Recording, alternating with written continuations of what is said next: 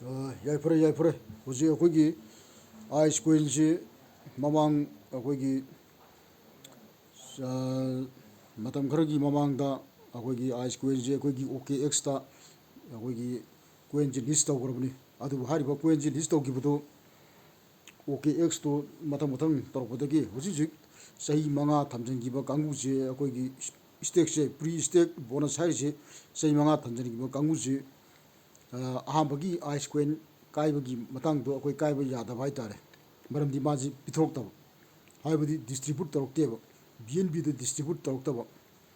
ꯃꯔꯝꯗꯤ ꯀꯔꯝꯕ ꯃꯇꯝꯗ ꯆꯍꯤ 5 ꯊꯝꯖꯤꯟꯈꯤꯕꯗꯒꯤ ꯐ꯭ꯔꯣꯝ 1 to 5 yearsꯁꯦ ꯑꯩꯈꯣꯏꯒꯤ ꯈꯟꯕ ꯌꯥꯏ ꯑꯗꯨ ꯈꯟꯕ ꯌꯥꯕꯁꯤ ꯑꯩꯅ if I put 5 year you will never get the distribute this ice coin because of your pre-staking is 5 year okay ana sei 5 thamgiba kangudi yadeba adu ai ahamada sei 5 thamjalubani sei 5 thamjalubadagi kaiba yadabani adu hojikti sei 5 thambado akoigi aina complaint thabadagi mase hojikti akoi complaint ji awmarirak thabane akoi office ta adu office ta complaint thabadagi di hojikti ice coin ji akoigi ani suba jentorokpagi matang ji akoi kaiba phangakane maramaduna masigi kaiba phangbagi matang je chanaw jinda mase ai khangam jarapani ana mase se akoi swai thamani ko ahamada sei 5 swai thamam bai tare sei 5 thammaga sigi tak namjan ba argo pre station nam garti yar roi aru si kathalani chi thamjalani swaina sei ahum mari buk thamba jai swana 60% buk thambai tare aru sei da pre stake toroni sei da akoi gi I agree gi box se namani sinam matung da pre stake now aruga confirm thak confirm namjala ga silerane ba ai coin masing di handa bai tare tawrije maramdi keno matamda aina sigi ngako sei hum thamame sei mari thamgodamni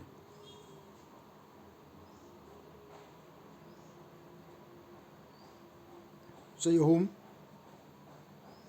mari sei mari thamba 60% artati sei mari thame sei mari thambo itarti ar sei da police state dak taroni confirm atadi kitang ti charoni sei mari thambo itarti saudini saure yankai mathoi ai hana coinji lising mar funi panga chani fan am ler mani hana lising mar fuma pal lak amu yortam adu moina khara amol kai khara sengdoki bada bhak tawgibadagi agogi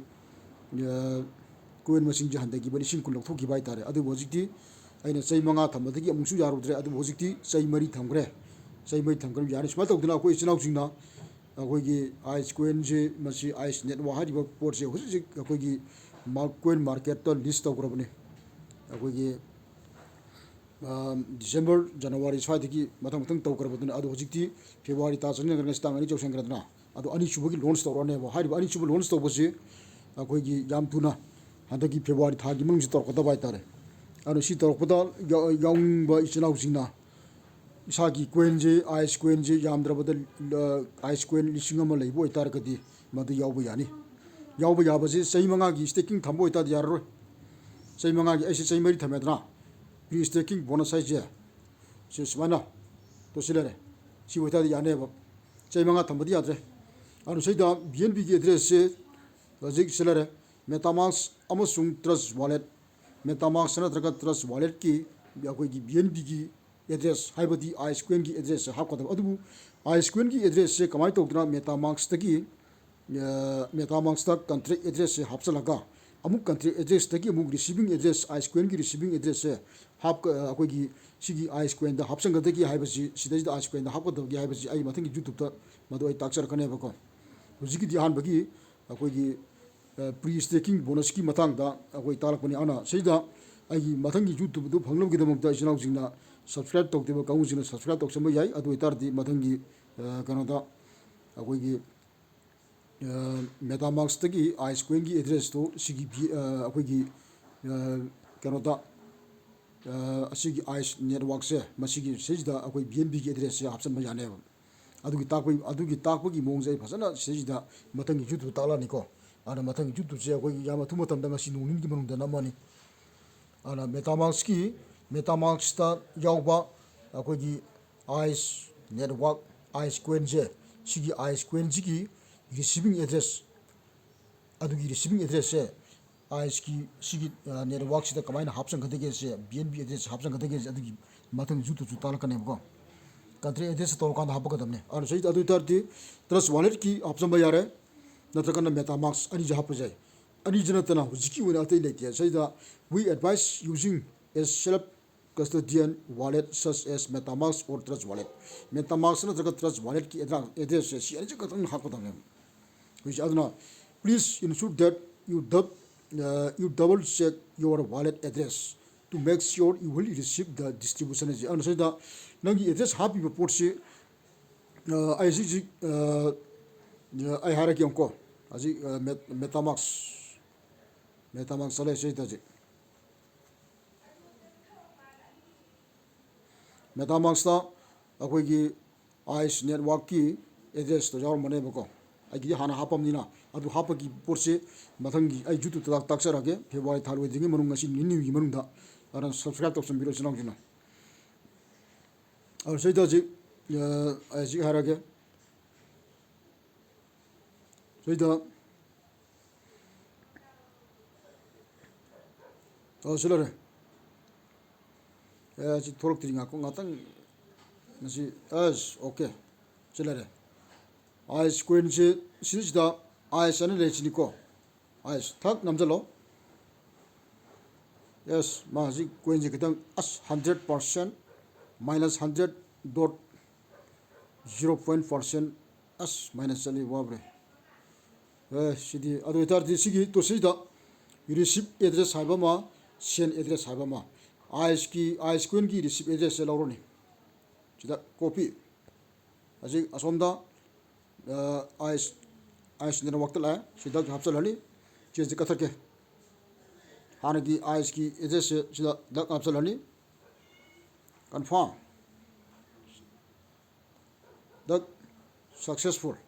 adu tardi ai haji mathangi ya mathu matamda country address hapsan koigi ice coin ki address hapsan gramina ai ju mathangi hadagi February tha gi message da yen thorpu matamda ai ju phangane ba sumai tok dina sinau singna akoigi hariba ice coin je yere start tok da ba sinau singna sigi free dani ko si phangdu je free restart free earn free withdraw no charge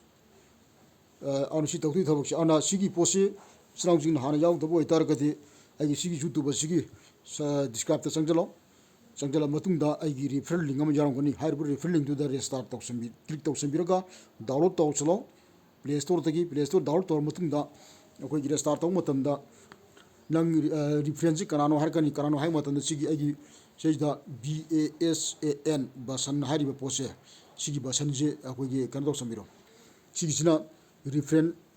nangi reference ai si nangi reference oidu ne kai je ar sigi reference user je ai si user je basan basan je hapsalaga restart tok boy tar kati nang bonus phangani phangatu bo bonus to akoi gi ice coin ni ko phangtu je ice coin ku sa manga phangani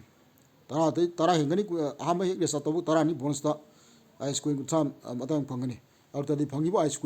coin gi momon je how much the price of one ice coin okay si adu lani ko adu tar di kudong sa je loksam yoro sini ajik ana ajik update la amina ajik hana kai ba phong to be sinau singna koi kai ba ya ba ki kudong sa je koi pire ho mamarduna ajik restart tok to be sinau singju ai youtube sidagi describe ta sangal gi restart tok sambiro referral link adu tagi sini ajik aga haningba akoi gi wangpang leiba khar yaro kana ai gi sigi youtube sigi koi gi comment da khar pisalak pa yai yai pare